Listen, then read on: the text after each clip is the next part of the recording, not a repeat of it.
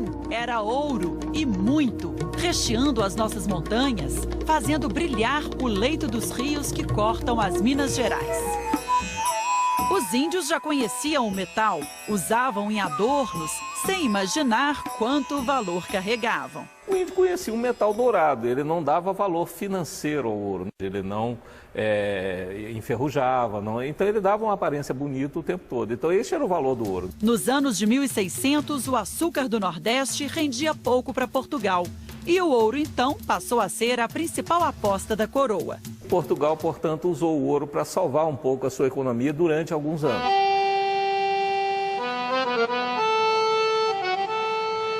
Onde o ouro reluziu pela primeira vez aos olhos de um explorador?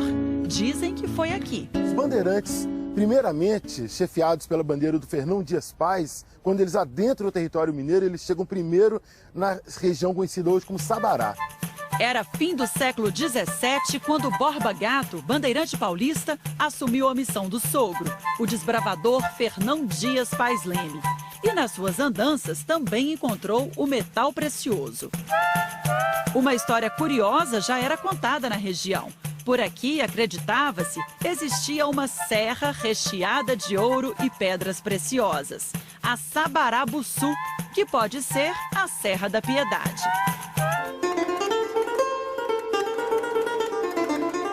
O Marco de Sesmaria, que está em frente à centenária Igreja do Carmo, é o símbolo do início da exploração.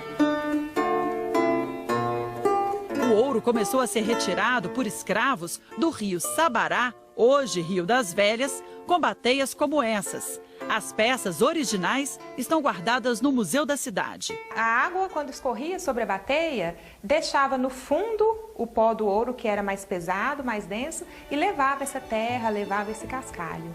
E no fundinho da bateia ficava depositado o pó do ouro. Bandeiras teriam partido de Sabará, seguindo as curvas do Rio das Velhas, à procura de novas riquezas. Foi tentando encontrar a nascente do Rio das Velhas, que passa por Sabará, que eles chegaram em 1696 aqui em Mariana e 2 anos depois, em 1698, em Ouro Preto. Com as águas do Tripuí também correm muitas histórias do descobrimento do ouro, o famoso Ouro Preto. Segundo relatos de João Antonil, que foi um jesuíta que relatou os primórdios do achamento do ouro em Minas Gerais, a primeira amostra do Ouro Preto foi retirada do rio Tripuí, que fica aos pés do Itacolomi.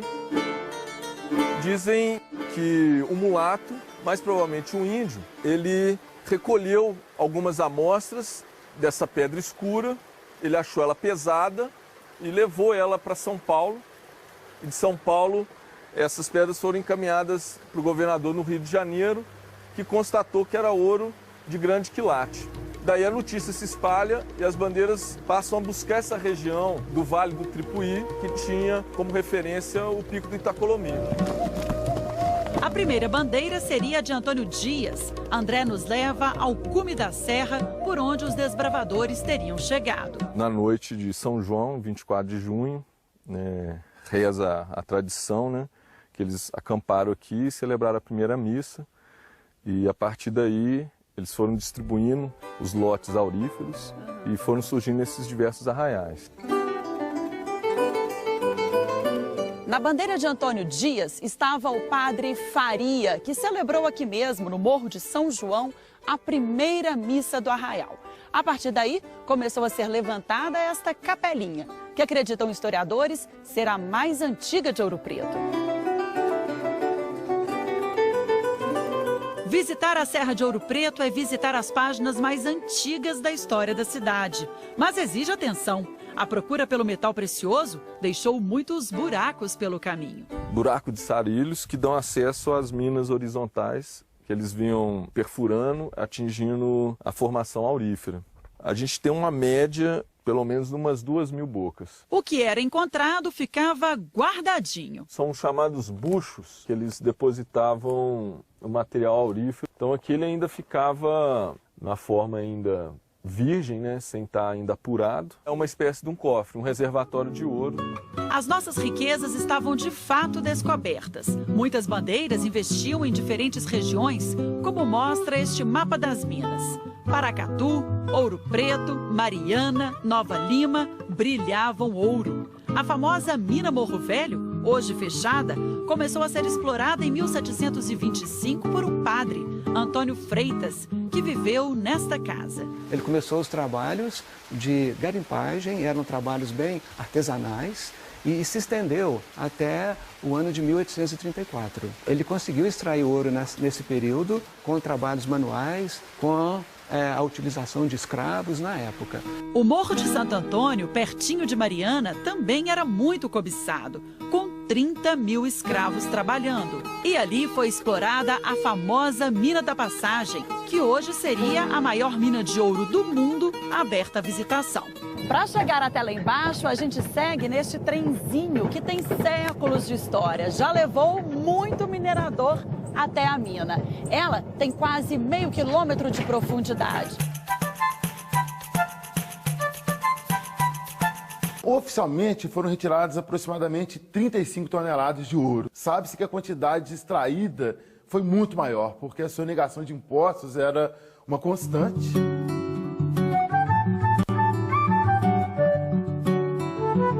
A Ginês e Fernando vieram da Suíça ver de onde saiu tanto ouro que embeleza o patrimônio do Brasil e da Europa. Questo è impressionante.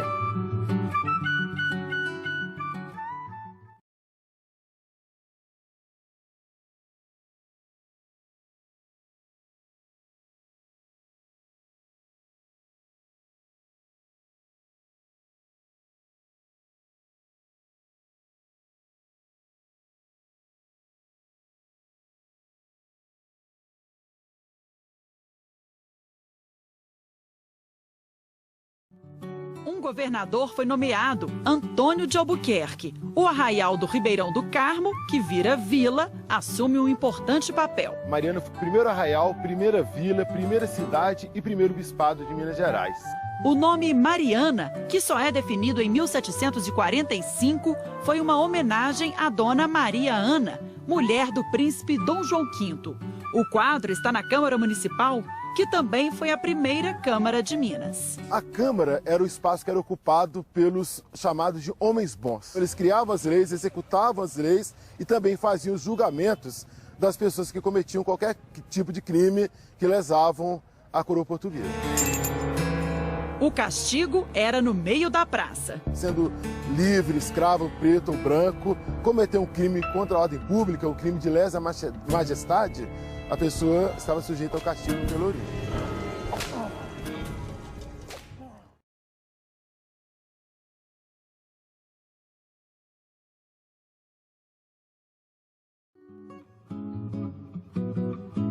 Seriam criadas ainda as casas de intendência, como esta, que hoje abriga o Museu de Sabará, para controlar duramente a circulação do ouro na colônia. E aqui já era registrado a quantidade de ouro trazido e retirada a parte destinada ao rei. O ouro era colocado em recipientes como este aqui de cerâmica refratária, são chamados cadins. Depois era virado, esse ouro líquido era virado em formas como esta aqui, chamada de rilheira. Essa forma fazia então a barrinha de ouro ou o lingote de ouro. Para comprar escravos, produtos no comércio, era preciso usar barras de ouro com um selo da coroa. É que esta era a prova de que aquele ouro era de fato legalizado, ou seja, 1/5 dele já havia sido recolhido para Portugal. E eram prensas como esta aqui que faziam as marcas nas barrinhas. Só que estes detalhes exigiam criatividade da coroa portuguesa. Anualmente, a coroa mudava o desenho desse selo. Desde aqueles tempos, os homens já buscavam uma forma de burlar o imposto que era cobrado pela coroa. E copiavam o selo da coroa portuguesa nessas barrinhas. Há uma grande curiosidade sobre esta antiga casa de intendência. Historiadores contam que ela seria a única no Brasil com esta estrutura. No primeiro andar, funcionava o controle da produção do ouro. No segundo, uma moradia. O intendente português e sua família viviam aqui. O museu mostra o estilo glamuroso da época, mesas para banquetes, quartos, gabinete do intendente. Mas alguns móveis tinham outras funções. O segredo, ela se levantava para que fosse guardado aqui algum objeto de valor ou algo que se quisesse esconder na época. Vem daí aquela expressão escondendo ouro, você está escondendo ouro.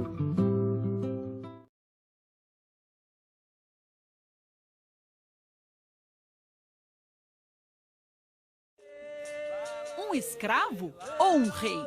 No Congo, ele era galango, líder de uma tribo. Aqui, o negro Francisco ou Chico Rei.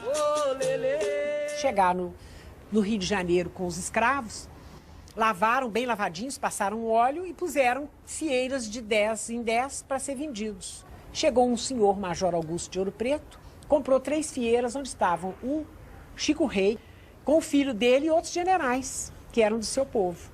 Historiadores contam que o Chico Rei teria sido quase um escolhido entre tantos africanos para ser trazido aqui para Ouro Preto. Isso porque ele teria muito conhecimento sobre a exploração do ouro. Era típico isso, esse tipo de extração na região dele. Exatamente, que ele já trabalhava com exploração de ouro na África. Então ele foi comprado como uma mão de obra especializada exatamente para vir para o Brasil retirar o ouro das minas. Dizem que aqui Chico achou grandes pepitas de 100, 150 gramas. Logo na entrada aqui tem que abaixar a cabeça, hein? Esta galeria aqui é uma das que mais exigem da gente, porque para caminhar é assim, agachadinho, uma das mais baixas. Aqui era mais penoso para os escravos, porque para passear já é difícil, imagina para trabalhar, hein, Toninho? Então, como eles tinham a obrigação de seguir o veio do ouro, eles não tinham um sentido direcionado, eles tinham que cavar onde estava indo o veio do ouro. São 175 galerias divididas por toda essa mina. Chico teria achado tanto ouro que conquistou sua alforria e livre, dizem, continuou trabalhando, comprou a mina, se casou com uma branca e deu a liberdade ao seu povo. Ele alforriou mais de 800 negros na época. E formou um reino de Chico Rei em Ouro Preto. Foi morar no Palácio Velho, o antigo palácio, onde tinha morado o governador. E a mina teria uma passagem secreta? Esse corredor principal é o corredor que antigamente levava até debaixo da igreja de Santa Efigênia. Quando era à noite, ele entrava pelo subsolo da igreja e retirava o ouro da mina. E com essa estratégia, ele fugia do fisco, do quinto. Se em Ouro Preto o metal ajudou a libertar um povo, em Sabará fez um barão. Manuel Antônio Pacheco era dono deste sítio, hoje uma reserva florestal da cidade. Aqui, no século XVIII, o barão procurou ouro com persistência. Tornou-se um dos homens mais ricos de Minas Gerais. A propriedade que ele tinha em Sabará era imensa. Ele chamava, inclusive, o palacete do Barão de Sabará. O breu é total em alguns pontos da mina. Hoje a gente conta com a lanterna, com a iluminação da nossa equipe de reportagem. Agora imagine os escravos. O lampião que eles usaram na época era a base de querosene, então era pouca iluminação. E aqui, ó, onde eu falei para vocês, é onde eles tiravam o ouro. Visitando a mina, a gente sente como deve ter sido duro o trabalho de extração em um lugar como este, apertado, onde o ar mal circula. Agora imagine o que enfrentaram os escravos em uma terceira mina que o Barão de Sabará encontrou aqui nas terras dele. Lá, o lugar é de acesso tão difícil que foi isolado, está fechado para visitação. Mas as histórias de sacrifício que aconteceram estão bem vivas na memória da comunidade. Só entrava lá os escravos de pequeno porte, porque a entrada dela é abaixo do chão e 40 metros para adentro. E eles entravam lá gatilhando. Nem para escravos, nem para mineiros foi um trabalho fácil. Antônio tirou muito ouro da mina da Passagem de Mariana, Ronaldo da Morro Velho. O calor era tão imenso, a gente trabalhava simplesmente de bota, de cueca, sem camisa. Fazia a perfuração, colocava um dinamite, depois que acionava todos os dinamites que explodia, a gente que tinha que chegar para selecionar o minério. Explosões, conta seu Antônio, feitas com os mineiros ainda dentro da mina. Porque a gente sentia aquele vácuo, né? Aquela pressão da explosão. A silicose, doença provocada pelo pó do minério, era outra ameaça. Sinto dor nas costas, dor nas pernas, cansaço, disparamento no coração. Já faço uso de medicamento. Foi uma calamidade muito grande. Tinha dia de ter 3, 4 enterros aqui, silicose. Perdi meu pai, perdi meu irmão. Na Morro Velho, a exploração começou em 1725. À medida que a tecnologia avançava, mais longe ia o garimpo, quase 2.500 metros. No nível Brasil, nós não temos minas com essa profundidade. Foi uma ousadia para a época? Imensa ousadia. O auge da mina aconteceu na década aí de 80, na década de 70, quando chegou a produzir cerca de 500 quilos de ouro. Entrar na Morro Velho não é mais possível, mas há um outro jeito da gente conhecer a mina centenária de Nova Lima, aqui em Belo Horizonte. Isso mesmo, no Museu das Minas e do Metal. Para fazer essa viagem, é só pegar este elevador aqui, cheio de efeitos especiais. Obrigado por me acompanharem nesta visita aos túneis subterrâneos do Morro Velho. Os guias são ilustres personagens, o imperador Dom Pedro II e a imperatriz Teresa Cristina, que visitaram a mina em 1881. Muito foi escrito sobre a mina. São anotações e memórias dos viajantes, naturalistas europeus, mineralogistas e engenheiros que aqui vieram antes de mim. As minas estão desativadas, mas algumas ainda guardam suas riquezas. A mina da Passagem de Mariana, como mostram os últimos estudos, ainda é muito rica. Estas colunas, que foram mantidas para sustentar as outras galerias, podem estar recheadas com o metal precioso. Na bateia do guia, dá para ver bem de perto o pozinho poderoso. Isso ficam tristes que só dá para ver, né? Não pode levar, né? Só ver mesmo.